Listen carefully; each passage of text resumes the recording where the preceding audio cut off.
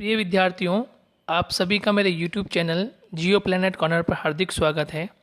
अगर आप इस चैनल पर नए हैं तो इसे सब्सक्राइब ज़रूर करें, साथ ही बेल आइकन को भी प्रेस करें जिससे कि मेरे आने वाले वीडियोस का नोटिफिकेशन आपको तुरंत मिल जाए। और यदि आपको वीडियोस पसंद आए तो इसे लाइक एंड शेयर करना ना भूलें। हेलो स्टूडेंट्स, भूगोल की सीरीज़ में कक्षा 12 के लिए हम अध्याय विश्व की जनसंख्या पर चर्चा कर रहे थे और विश्व की जनसंख्या में हमने नंबर 1 पॉइंट वितरण पर हम चर्चा कर चुके थे। लास्ट हमने कुछ विश्व की जनसंख्या के वितरण को प्रभावित करने तत्वों की चर्चा की थी। यहाँ कुछ इम्पोर्टेंट पॉइंट्स मैं डिस्कस कर लेता हूँ आज आपसे, ताकि और आपसे यदि प्रश्न पूछा जाए तो आप उसको डिटेल एनालिसिस कर सके। देखिए दोस्तों, प्रभावित करने तत्वों में यहाँ एक सबसे महत्वपूर्ण है अवस्थिति। अवस्थिति या स्थिति हम कह सकते हैं। तो यहाँ स्थिति या अवस्थिति से मतलब ये है कि जो भी आज हम महाद्वीप देखते हैं, चाहे एशिया महाद्वीप हो, अफ्रीका महाद्वीप हो, या उत्तरी अमेरिका, दक्षिणी अमेरिका, यूरोप महाद्वीप हो, हम ये देखते हैं कि ये कौन से कटिबंध में स्थित है। ठीक है, जैसे फॉर एग्जांपल एशिया महाद्वीप जो है वो एशिया महाद्वीप उष्ण कटिबंध का भी भाग है। साथ ही साथ यह शीत कटिबंध और शीतोष्ण कटिबंध तीनों ही कटिबंध का भाग है। तो यहाँ जनसंख्या किस प्रकार से और कहाँ और कौन से कटिबंध में सर्वाधिक निवास करेगी, ये स्थिति हो गई। स्थिति में हम ये भी शामिल कर सकते हैं कि वहाँ का धरातलीय स्वरूप कैसा है। ठीक है, पर्वतीय क्षेत्र तो मैदानी क्षेत्र या पठारी क्षेत्र, हम उसकी स्थिति को भी यहाँ पर शामिल कर सकते हैं। लेकिन देखिए दोस्तों, यदि आप पॉइंट लिखते हैं, भूमि की बनावट लिखते हैं, तो यहाँ आपको थोड़ा ध्यान रखना पड़ेगा। यदि ये पॉइंट आप लिखते हैं भूमि की बनावट, तो फिर आपको वहाँ पर पर्वत, पठार और मैदान की चर्चा आपको यहाँ पे करनी पड़ेगी। फिर केवल आपको अवस्थिति बतानी है, तो अवस्थिति में केवल आप ये बता सकते हैं कि कितने लैटिट्यूड कितने लॉन्गिट्यूड में वो पर्टिकुलर कोई महाद्वीप की चर्चा कर रहे हैं, महाद्वीप के बारे में लिखना चाहते हैं तो आपको वो बताना है। या किसी देश की लोकेशन को आप बताना चाह रहे हैं तो उसकी लोकेशन अक्षांश और देशांतर के अकॉर्डिंग आपको लिखनी है, और वहाँ किस प्रकार की कंडीशन है, जनसंख्या किस प्रकार की है, वो आप उसको बता सकते हैं। तो ये आपको ध्यान रखना है। ठीक है। नंबर 2, जलवायु की दशा की बात करें तो जलवायु दशा कैसे हो सकती है? 2 तरीके हो सकती है। एक तो विषम जलवायु प्रदेश हो सकता है और एक सम जलवायु प्रदेश हो सकता है। कहने का मतलब यह है कि विषमताएं, जलवायु में यदि विषमताएं होगी तो जनसंख्या निवास नहीं करती। यानी अधिक ठंड होगी, अधिक तापमान अधिक होगा। ठीक है, ठंड अधिक होगी, तापमान कम होगा, शून्य से भी नीचे चले जाएगा, तो जनसंख्या वहाँ निवास नहीं करेगी। लेकिन यदि सम कंडीशन होगी, बराबर रहेगा, चाहे वो ठंड का सीज़न हो या ग्रीष्म ऋतु का सीज़न हो, यदि वहाँ बराबर स्थिति बनी रहती है तो वहाँ जनसंख्या निवास अधिक करेगी। तो ये जलवायु संबंधित कुछ मुख्य दशाएं हो सकती है। वर्षा संबंधित कुछ दशाएं हो सकती है। यदि अधिक वर्षा होगी तो वहाँ पर जनसंख्या निवास नहीं करेगी। कम वर्षा या वे औसत वर्षा होगी तो जनसंख्या निवास करेगी। अधिक वर्षा वाले क्षेत्र में जनसंख्या निवास नहीं करती। वहीं दूसरी ओर यदि वर्षा बहुत कम हो तो वहाँ पर भी जनसंख्या निवास नहीं करती। ठीक है, यदि बहुत तेज़ हवाएं चलती हों, ठीक है, वर्ष भर बर्फ़ से ढकी हुई क्षेत्र हो, तो वहाँ पर भी जनसंख्या निवास नहीं करती। तो ये कुछ जलवायु के कारक है जिसके माध्यम से आप उसमें लिख सकते हैं। फिर देखिए नेक्स्ट है धरातल। धरातल ऊबड़ खाबड़ होगा तो जनसंख्या निवास नहीं करेगी। धरातल पर बहुत अधिक पानी का भराव क्षमता अधिक होगी तो जनसंख्या निवास नहीं करेगी। ठीक है, धरातल यदि समतल होगा तो जनसंख्या निवास अधिक करेगी। तो ये फैक्टर्स हम इसमें शामिल कर सकते हैं। समुद्र तल से ऊंचाई। अब समुद्र तल से ऊंचाई का मतलब क्या हो गया कि पर्वत, पठार और मैदानी भाग, पर्वत, पठार और मैदानी भाग। सबसे कम ऊंचाई में मैदान, उससे ज़्यादा ऊंचाई में पठार और उससे ज़्यादा ऊंचाई में पर्वत। तो सबसे अधिक ऊंचाई पे पर्वत, तो वहाँ जनसंख्या निवास नहीं करेगी। कम ऊंचाई पे पर्वत के बाद पठार आते हैं। पठार कम ऊंचाई का है तो निवास कर सकती है जनसंख्या, लेकिन सर्वाधिक जनसंख्या जो निवास करती है वो मैदान में करती है। ठीक है, तो समुद्र तल से ऊंचाई जितनी कम होगी जनसंख्या वहीं पर निवास करना प्रारंभ कर देती है। ये कुछ फैक्ट थे, ये आपको ध्यान रख लेना है। ठीक है दोस्तों, आगे बढ़ते हैं। अब देखिए भूमि की बनावट, जैसे मैंने बताया भूमि की बनावट में हम ये शामिल कर सकते हैं कि वहाँ समतल भूमि है, ठीक है, ऊबड़ खाबड़ भूमि तो नहीं है, तो ये आपको ध्यान रखना है। फिर जल आपूर्ति या जल की उपलब्धता भी महत्वपूर्ण है। यदि वहाँ जल आसानी से उपलब्ध होगा तो जनसंख्या निवास करेगी। नदी घाटियों के आसपास जनसंख्या अधिक निवास करती है, लेकिन जैसे जैसे नदी घाटी से क्षेत्र अलग होता जाता है जनसंख्या धीरे धीरे कम होती चली जाती है। जलापूर्ति होगी या जल की उपलब्धता होगी तो जो मनुष्य है वो कृषि कर सकता है, ठीक है, उद्योग खोल सकता है, अपने मानवीय बसाव के क्षेत्र स्थापित कर सकता है, पीने योग्य उसको जल प्राप्त हो जाएगा, जल विद्युत का उत्पादन कर सकता है। लेकिन जहाँ जल नहीं होगा तो वहाँ पर इस तरह की कंडीशंस नहीं बनेगी और फिर वहाँ जनसंख्या बहुत कम पाई जाएगी। मिट्टी इम्पोर्टेंट है। देखिए मृदा या मिट्टी क्यों इम्पोर्टेंट है? क्योंकि कृषि कार्य करने के लिए हमें मृदा की आवश्यकता होगी और कृषि कार्य कहाँ होगा? समतल भूमि में होगा। मिट्टी जितनी उपजाऊ होगी कृषि कार्य या कृषि का उत्पादन उतना अधिक होगा। तो कृषि का यदि उत्पादन अधिक होता है तो वह किसान यदि अपनी फसल को बेचता है तो फिर उसका मुनाफा भी अच्छा मिलता है। तो मिट्टी यानी मृदा उपजाऊपन लिए होगी तो वहाँ पर कृषि कार्य भी अच्छा होगा और उसको खाने योग्य फसल भी प्राप्त होगी और बेचने योग्य फसल भी उसके प्राप्त होगी और उसकी अर्थव्यवस्था चलाने के लिए उसको अधिक मुनाफा भी मिल सकेगा। फिर है खनिज। खनिज जहाँ अधिक होगा, खनिज की मात्रा जहाँ अधिक होगी वहाँ उद्योग धंधे स्थापित होंगे। जहाँ उद्योग धंधे स्थापित होंगे इसका मतलब ये होगा कि उन क्षेत्रों में सर्वाधिक औद्योगिक इकाइयाँ स्थापित हो रही है और जहाँ औद्योगिक इकाइयाँ स्थापित होती है इसका मतलब वहाँ पर रोजगार निश्चित ही मिलता है। उद्योग लगाने वाले को भी रोजगार मिलता है और जो उद्योगों में काम करने वाले लोग हैं उनको भी सर्वाधिक अर्थव्यवस्था या सर्वाधिक उनको मुनाफा देखने को मिलता है। शक्ति के संसाधन में जैसे जल शक्ति, ठीक है, पेट्रोलियम शक्ति, कोयला संसाधन शक्ति, तो ये जहाँ शक्ति के संसाधन अधिक होंगे वहाँ पर इस प्रकार की कंडीशन हमें देखने को मिल सकती है। ठीक है दोस्तों, तो ये आर्थिक व्यवस्था है, उन्नति का स्तर किस प्रकार से ये महत्वपूर्ण हो जाता है, राजनीतिक स्थिति किस प्रकार की ये महत्वपूर्ण है, मनोवैज्ञानिक, परिवहन, व्यापार, ये इंपॉर्टेंट है कि परिवहन और व्यापार की जो स्थिति है वो आपको कहाँ देखने को मिलेगी। वो इस मोस्टली रीज़न आपको परिवहन है। परिवहन मोस्टली कहाँ होगा? समतल मैदान में। परिवहन कहाँ होगा दोस्तों? समतल मैदान में होगा।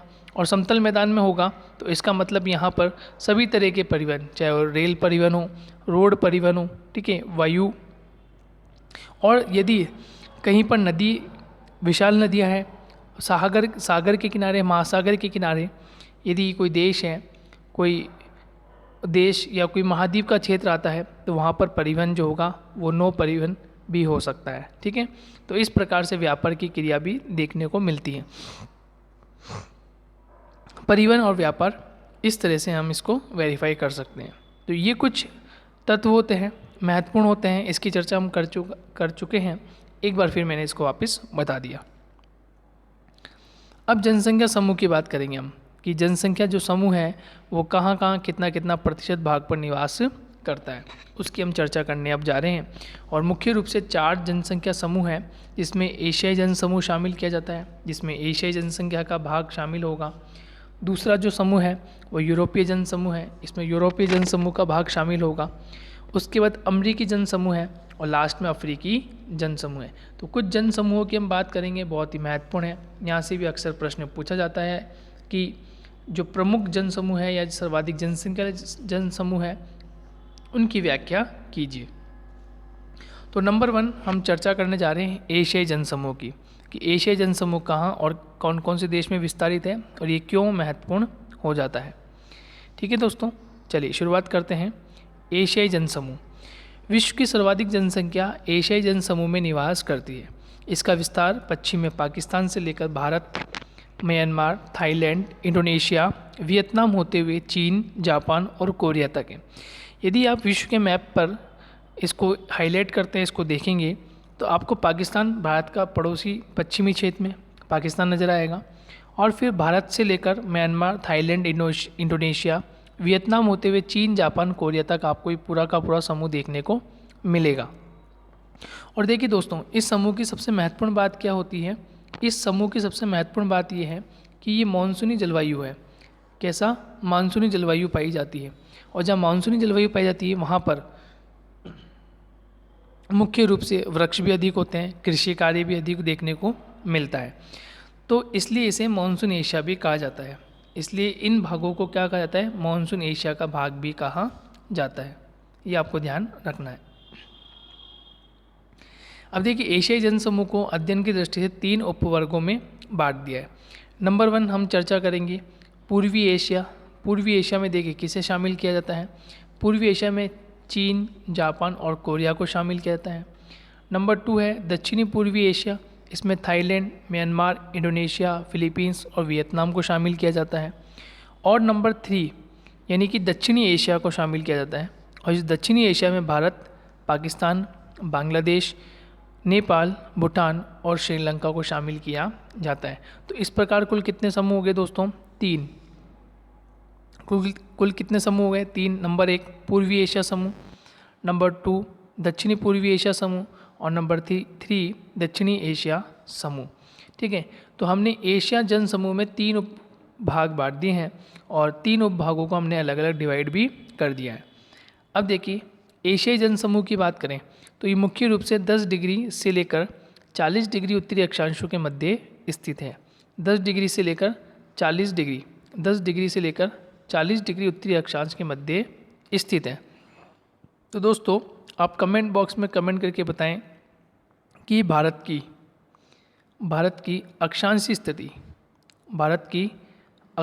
स्थिति कितने डिग्री से कितने डिग्री तक है। भारत की अक्षांशीय स्थिति कितने डिग्री से कितने डिग्री तक स्थित है, कमेंट बॉक्स में कमेंट करके बताएं।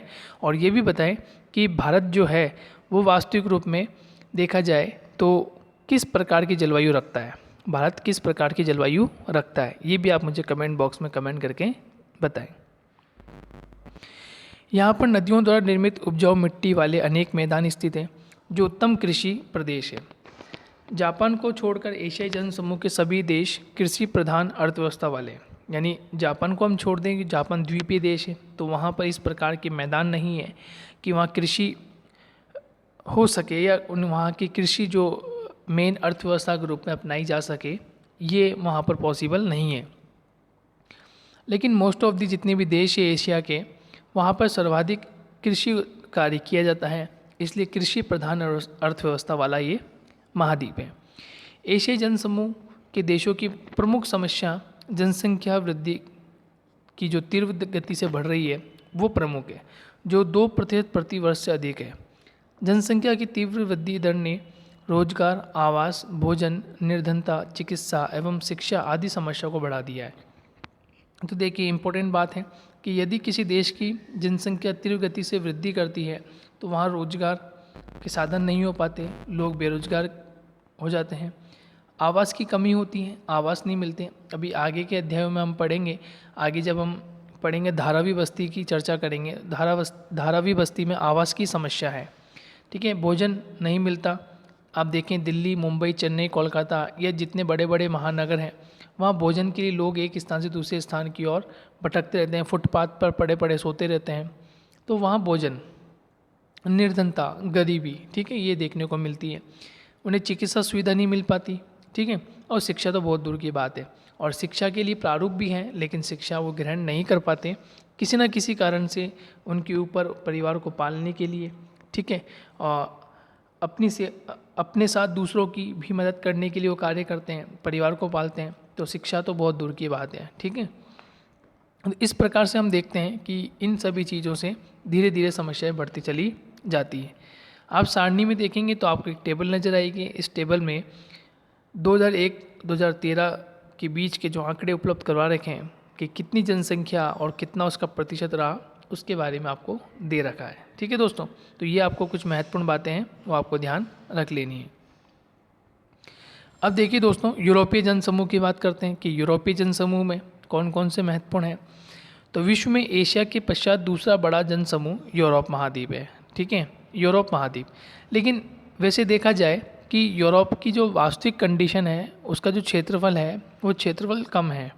यूरोप का क्षेत्रफल कम है, लेकिन जनसंख्या का दबाव वहाँ पर अधिक है।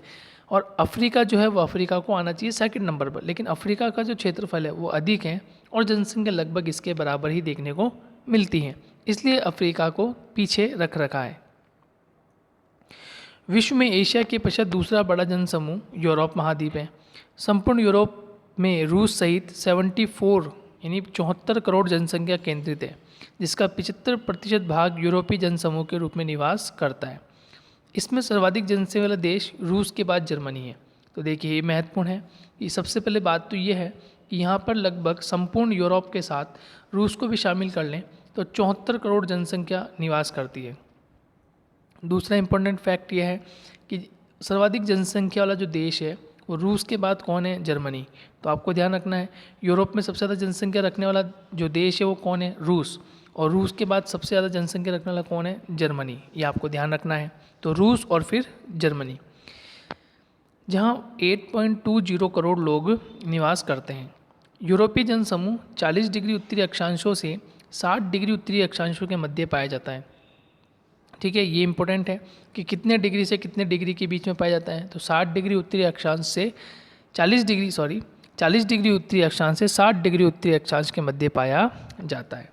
और जबकि हमने जब एशिया पढ़ा था तो एशिया महाद्वीप में हमने पढ़ा था कि एशियाई जनसमूह जो है वो मुख्य रूप से 10 डिग्री से लेकर 40 डिग्री उत्तरी अक्षांश के मध्य पाया जाता है। ये कुछ महत्वपूर्ण बात थे। इसका जो सर्वाधिक सघनता है वो 45 डिग्री उत्तर से लेकर 55 डिग्री उत्तर अक्षांश के मध्य स्थित है, क्योंकि यहाँ कोयला पेटी है। क्योंकि यहाँ क्या है? कोयला पेटी है, इसलिए कोयला पेटी के किनारे सर्वाधिक जनसंख्या निवास करती है। यहाँ आधुनिक उद्योगों व नगरों का सर्वाधिक विकास हुआ है। ठीक है, आपने नाम सुना होगा यूरोप में ब्रिटेन, जर्मनी, फ्रांस, ठीक है, हंगरी, बेल्जियम, यूगोस्लाविया, ये ऐसे बहुत सारे देश हैं, खासकर जर्मनी है, ठीक है, स्विट्ज़रलैंड है, ब्रिटेन है, फ्रांस है, जर्मनी है। ये ऐसे देश हैं जहाँ पर सर्वाधिक आधुनिकता देखी गई, नगरों का सर्वाधिक विकास देखा गया। तो इन देशों ने सर्वाधिक तरक्की भी की। 19वीं शताब्दी के उत्तरार्ध में औद्योगिक क्रांति के बाद जनसंख्या का संकेंद्रण नगरों के समीप हो सका। अब देखिए औद्योगिक क्रांति क्या हुई कि अचानक से उद्योगों का स्वरूप चेंज हो जाना, यानी जहाँ हम उद्योगों में छोटी मशीनों के माध्यम से उद्योगों को चला रहे थे, वहाँ कुछ समय पश्चात ही लगभग 19वीं शताब्दी में उद्योगों में बड़ा परिवर्तन आ गया। शक्तिशाली भी हो गए, दूसरा बड़ी मशीनें भी आ गई, टेक्नोलॉजी भी आ गई, जिसके माध्यम से सर्वाधिक जो जनसंख्या का संकेंद्रण था वो नगरों के समीप होना शुरू हुआ। इससे पहले यूरोप में जीवन यापन का मुख्य आधार कृषि थी। तो यूरोप में सबसे पहले जो मुख्य आधार क्या था? वो कृषि ही थी। लोग कृषि कार्य किया करते थे। ठीक है, कृषि कार्य करते थे। और भारत में आज भी, भारत की हम बात करें तो भारत में लगभग 60% जो लोग हैं वो कृषि कार्य में संलग्न है। लेकिन यूरोप में क्या हुआ? यूरोप का मुख्य कार्य तो कृषि था, लेकिन अब वो कार्य बदल कर किस में हो गया? उद्योग में वो लोग लग गए। अब उनका जो मुख्य व्यवसाय हो गया वो क्या हो गया? उद्योग उनका मुख्य व्यवसाय हो गया। यूरोपीय जनसमूह के देशों में जन्म दर और मृत्यु दर दोनों ही कम है, यानी जन्म दर भी कम है और मृत्यु दर भी कम है। जन्म लेने वाले लोग भी कम है और मृत्यु दर भी उनकी कम है, क्योंकि यहाँ लोग सबसे ज़्यादा एजुकेटेड है। ठीक है, एजुकेटेड है, जानते हैं कि हमें बर्थ कंट्रोल करना है। ठीक है, इसलिए जन्म दर यहाँ निम्न है। दूसरा, मृत्यु दर निम्न होने का कारण क्या है कि यह जो मेडिकल फैसिलिटी है वो सबसे अच्छी है, और मेडिकल फैसिलिटी अच्छी होने के कारण वहाँ की जो जन्म दर है वह भी उन्होंने कंट्रोल की हुई है, और वहाँ की जो डेथ रेट है वो भी उन्होंने कंट्रोल कर रखी है। अतः जनसंख्या वृद्धि स्थिर अवस्था में है।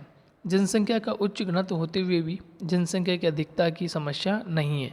अभी तो कुछ देशों में जनसंख्या वृद्धि पर बल दिया जा रहा है। जहाँ जनसंख्या कम है वहाँ जनसंख्या वृद्धि पर बल दिया जा रहा है।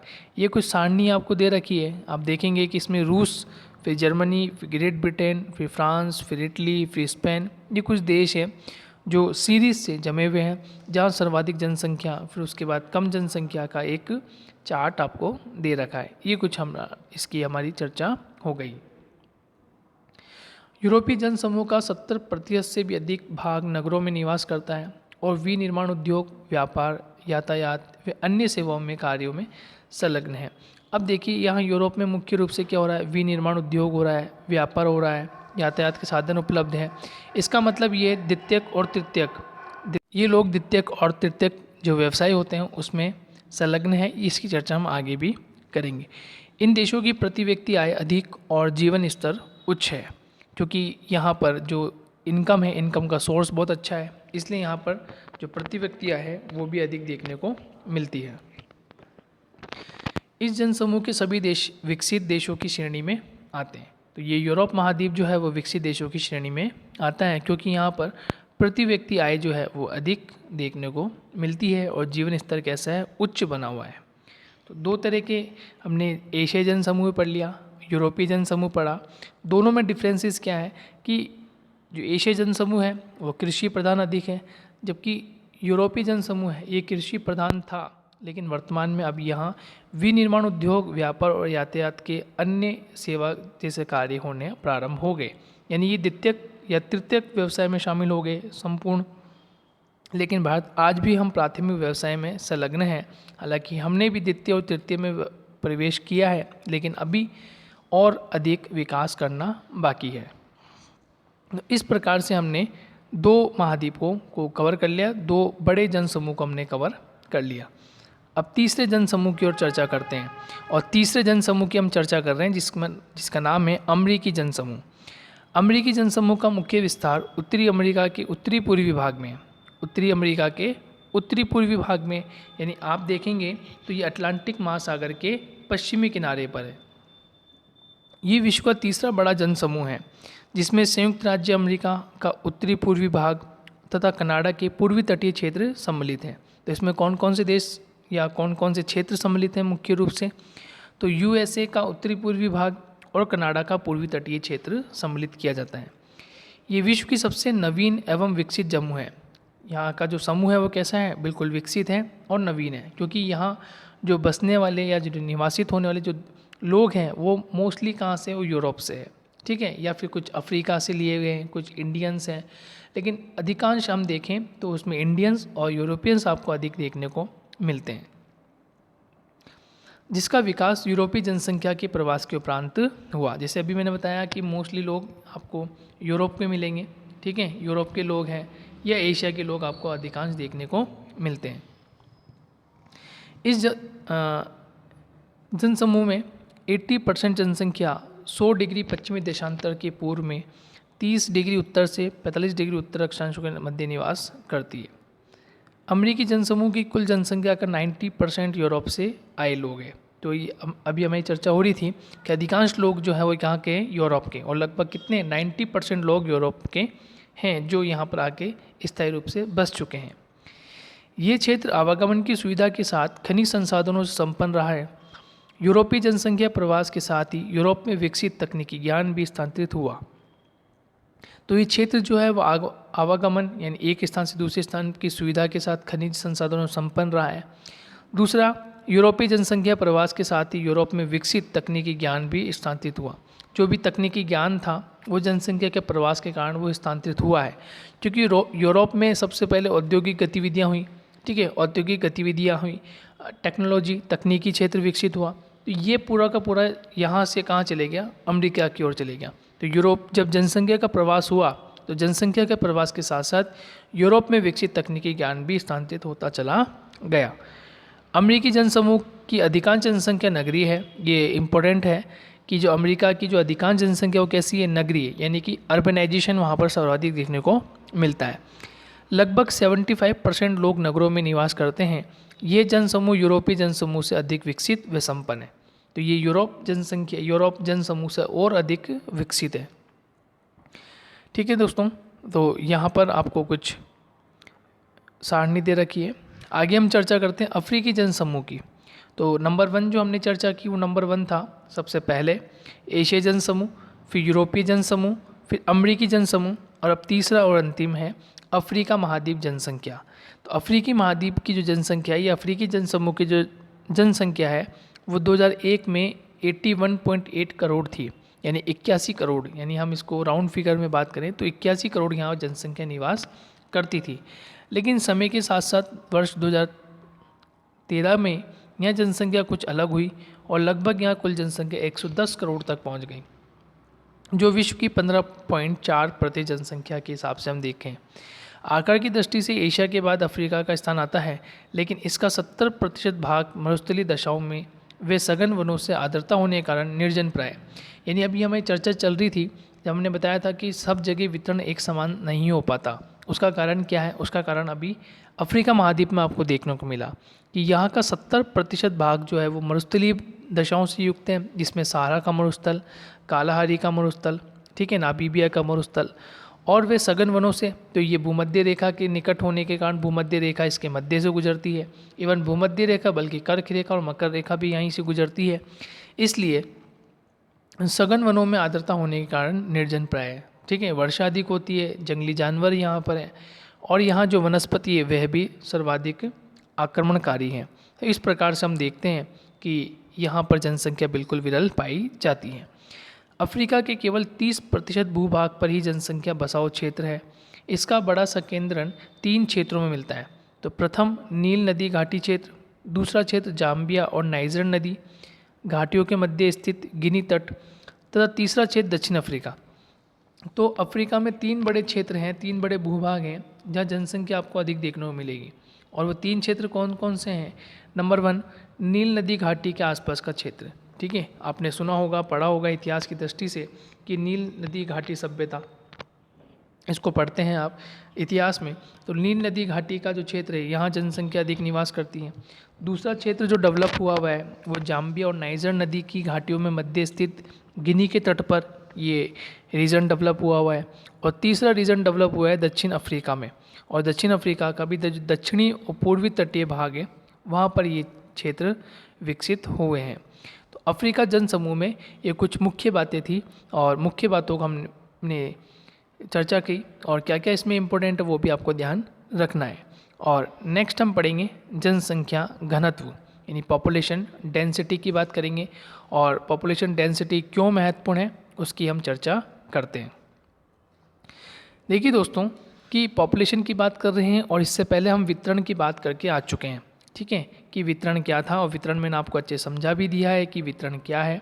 वितरण में हम स्थानिक पक्ष का अध्ययन करते हैं, जबकि जब घनत्व निकालना हो तो घनत्व में हम वहाँ के क्षेत्रफल के साथ साथ वहाँ पे निवासित जनसंख्या का अनुमान लगाया जाता है। ठीक है दोस्तों, देखिए किसी प्रदेश में निवास करने वाले मनुष्य की संख्या और प्रदेश के क्षेत्रफल के पारस्परिक अनुपात से जनसंख्या का घनत्व मालूम होता है। ठीक है, तो डेफिनेशन है आपके सामने कि आपको जनसंख्या घनत्व की डेफिनेशन पूछे तो आप क्या लिखेंगे? तो किसी प्रदेश में निवास करने वाले मनुष्यों की संख्या, किसी प्रदेश में निवास करने वाले मनुष्यों की क्या है? संख्या है, और प्रदेश के क्षेत्रफल का पारस्परिक अनुपात। ये लास्ट लेक्चर में मैंने समझाया है। लास्ट लेक्चर यदि आपने देखा होगा तो आपको इसको समझ में आ जाएगा। यदि नहीं देखा है तो डिस्क्रिप्शन बॉक्स में मैं आपको इसका लिंक दे दूंगा, वो आप जाके देख सकते हैं। जनसंख्या का घनत्व प्राप्त हो जाता है तो क्षेत्रफल का पारस्परिक अनुपात हमें पता हो और मनुष्य की संख्या, तो प्रति वर्ग किलोमीटर के हिसाब से हम निकालते हैं, प्रति वर्ग किलोमीटर के हिसाब से हम निकालते हैं, उसमें रहने वाले लोगों की संख्या के अनुसार हम उसका घनत्व प्राप्त कर लेते हैं। ये घनत्व इस प्रदेश की उन्नति और भावी विकास के अनुमान का मुख्य आधार होता है। ठीक है, किसी भी क्षेत्र का जब हम वहाँ का घनत्व निकालते हैं तो घनत्व इसलिए निकालते हैं ताकि उस क्षेत्र में किस प्रकार से हम उन्नति कर सके या उसका फिर भावी विकास किस प्रकार का हो, इसलिए हम वहाँ का घनत्व निकालना में आवश्यक होता है। और एक भूगोल के विद्यार्थी के नाते आपको वितरण भी पता होना चाहिए, वहाँ घनत्व किस प्रकार का वो भी आपको पता होना चाहिए, ताकि योजना बनाने में सहायक सिद्ध हो। इसलिए जब हम जनगणना करते हैं तो इन प्रत्येक पक्ष का भी हम ध्यान रखा जाता है कि वहाँ डेंसिटी कितनी है, वहाँ पर डिस्ट्रीब्यूशन कैसा है, या वहाँ जो ग्रोथ रेट है वो किस प्रकार की है, ताकि नियोजन जो पक्ष है या नियोजन कार्य जो किए जाएं या वहाँ की जो योजना बनाई जाए वो स्पष्ट योजना बन सके, इसका विशेष ध्यान रखा जाता है। प्रत्येक प्रदेश के प्राकृतिक संसाधन जैसे कि क्षेत्रफल, ठीक है, वहाँ की मिट्टियाँ, खनिज पदार्थ, जलीय संसाधन, वन संपदा आदि की मात्रा सीमित होती है। ठीक है दोस्तों, तो प्रत्येक देश के प्राकृतिक संसाधन जो होते हैं, जैसे कि हम चर्चा करें, क्षेत्रफल होता है, वहाँ की मिट्टियाँ होती है, खनिज पदार्थ, जलीय संसाधन, वन संपदा आदि की मात्रा कैसी होती है? सीमित होती है, और उन सीमित संसाधनों का भी हमें प्रयोग करना होता है। तो उन संसाधनों के कितने मनुष्य प्रयोग कर रहे हैं, ठीक है, उन संसाधनों का कितने मनुष्य प्रयोग करते हैं, अर्थात कितनी जनसंख्या अपने जीवन निर्वाह के लिए उन संसाधनों पर आधारित है। ये तथ्य उस जनसंख्या के रहन सहन के स्तर को तथा उनके आर्थिक और सांस्कृतिक विकास की सीमा को निर्धारित करता है। यानी किसी क्षेत्र में जितने भी संसाधन हैं, संसाधन में जैसे मुख्य रूप से मिट्टी हो सकती है, अब मिट्टी से हम कृषि कार्य कर सकते हैं, खनिज पदार्थ हो सकता है, औद्योगिक गतिविधि है, ठीक है, वन संपदा है, जलीय संसाधन है, इन सब ये सभी क्या है संसाधन है, ये सभी क्या है दोस्तों संसाधन है। और इन संसाधनों का प्रयोग कौन करता है? मनुष्य करता है। तो जितनी जनसंख्या है उसका जीवन निर्वाह किस प्रकार का होगा, जीवन निर्वाह किस प्रकार का होगा, जीवन जीने के लिए क्या क्या उपयोग में ले रहे होंगे वो इस संसाधन पर आधारित होते हैं। ये तथ्य इस जनसंख्या के रहन सहन के स्तर यानी कितने संसाधन हैं, कितनी जनसंख्या है और वह किस प्रकार से अपना रहन सहन कर पा रहे हैं, ये इम्पोर्टेंट होता है। आर्थिक और सांस्कृतिक विकास की सीमा को निर्धारित करता है। इसलिए प्रत्येक देश की आर्थिक उन्नति तथा सामाजिक और सांस्कृतिक उन्नति की योजना बनाने के लिए उस प्रदेश की जनसंख्या की सघनता की भावना बहुत ज़रूरी होती है। यानी वहाँ सघनता किस प्रकार की है ये हमें पता होना चाहिए, तभी जाके हम वहाँ की उन्नति, सामाजिक स्तर को, आर्थिक स्तर को ऊंचा उठा सकते हैं। तो ये कुछ महत्वपूर्ण जनसंख्या के पहलू थे। अब हम बात करेंगे जनसंख्या घनत्व के प्रकारों की। ये बहुत इंपॉर्टेंट है, यहाँ से प्रत्येक से प्रश्न पूछा जाता है। जनसंख्या के विभिन्न पहलुओं का अध्ययन करने के लिए जनसंख्या के घनत्व का मुख्य आधार बनाया गया है और जनसंख्या घनत्व भी कई प्रकार से हो सकता है। जैसे नंबर 1 हम बात करें गणितीय घनत्व। नंबर 1 क्या है? गणितीय घनत्व। गणितीय घनत्व क्या होता है, कैसे इसको निकाला जाता है? देखिए, जिसमें मानव स्थल अनुपात का विचार किया जाता है। इंपॉर्टेंट है, मानव स्थल अनुपात, यानी मानव जहाँ निवास कर रहा है उसका स्थल के अनुपात से संबंध स्थापित कर दिया जाता है। जैसे जनसंख्या, यानी जनसंख्या किसकी? मानव की, तो मानवीय जनसंख्या प्लस उसका कुल क्षेत्रफल, यानी ये कोई क्षेत्रफल है, ठीक है, यानी ये कोई क्षेत्र है जहाँ जनसंख्या निवास कर रही है। मान लेते हैं ये 1 वर्ग किलोमीटर क्षेत्रफल है और इसमें रहने वाले लोगों की संख्या, इसमें रहने वाले लोगों की संख्या, इससे क्या प्राप्त हो जाएगा? गणितीय घनत्व प्राप्त हो जाएगा। समझ में आ गया होगा कि कुल क्षेत्रफल क्या हो गया? ये प्रति वर्ग किलोमीटर क्षेत्रफल, ठीक है, ये हम निकाल रहे हैं, या जितना बड़ा एरिया होगा उसका कुल क्षेत्रफल हो जाएगा और वहाँ निवास करने वाली जनसंख्या हो जाएगी। आगे समझ में आपको? नेक्स्ट होता है आर्थिक घनत्व। नेक्स्ट हम किस पे चर्चा करते हैं? आर्थिक घनत्व। अब देखिए, आर्थिक घनत्व क्या होता है? जिसमें उस प्रदेश के संसाधनों की उत्पादन क्षमता, ठीक है, उस प्रदेश में जो संसाधन होते हैं उनकी उत्पादन क्षमता, उस प्रदेश में निवास करने वाले मनुष्यों की संख्या। समझ में आया? यानी जनसंख्या, जनसंख्या किसकी? मनुष्यों की जनसंख्या, और क्या है? संसाधन, क्योंकि संसाधन किस पे संबंधित है? आर्थिक गतिविधि से संबंधित है। तो कुल संसाधन कितने हैं, ठीक है, संसाधन के उत्पादन की क्षमता कुल कितनी है और वहाँ मनुष्य की संख्या कितनी है। तो जनसंख्या भाजक, यानी जनसंख्या और भाग लगा के हम किस में लगा देंगे? संसाधन में। तो इससे हमें क्या प्राप्त हो जाएगा? आर्थिक घनत्व प्राप्त हो जाएगा। देखिए, गणितीय घनत्व में क्या हुआ था? कुल जनसंख्या और कुल क्षेत्रफल, कुल जनसंख्या और कुल क्षेत्रफल की बात हुई थी, और आर्थिक घनत्व का संबंध किससे? संसाधनों से। तो इसमें जनसंख्या और संसाधनों की चर्चा होगी। ठीक है दोस्तों। नेक्स्ट है, देखिए 2 हैं, दोनों महत्वपूर्ण हैं। नंबर 1 एक होता है कायिक घनत्व और एक होता है कृषि घनत्व। देखिए, कायिक घनत्व का मतलब होता है कार्य करने वाले लोग, ठीक है, और किस में, और विशेषकर किस में, और विशेषकर देखिए कायिक घनत्व या कृषि क्षेत्रीय घनत्व, जिसमें उस प्रदेश की खेती की जाने वाली भूमि, ध्यान रखना जो खेती वाली भूमि है हम उसकी चर्चा कर रहे हैं, तो खेती की जाने वाली भूमि तथा निवास करने वाले मनुष्य की समस्त जनसंख्या का विचार किया जा सकता है। ठीक है, ये यहाँ प्लस लगा रखा है जबकि ये भाग होगा यहाँ पर, ठीक है, गलत लगा रखा है, इसको सही कर लें। तो यहाँ जनसंख्या और कृषि भूमि क्षेत्र, कुल कृषि भूमि जो क्षेत्र है हम उस पर विचार करते हैं। तो वो क्या, कौन सा घनत्व होगा, कौन सी डेंसिटी होगी? कायिक, ठीक है, कायिक घनत्व होगा, कायिक घनत्व होगा। कायिक घनत्व में क्या हो रहा है? कृषि क्षेत्र घनत्व, जिसमें उस प्रदेश की खेती की जाने वाली भूमि, उस प्रदेश में खेती की जाने वाली भूमि और निवास करने वाले मनुष्यों की जनसंख्या पर विचार किया जाता है। ये हो जाएगा आपका कारिक घनत्व। नेक्स्ट, कृषि घनत्व।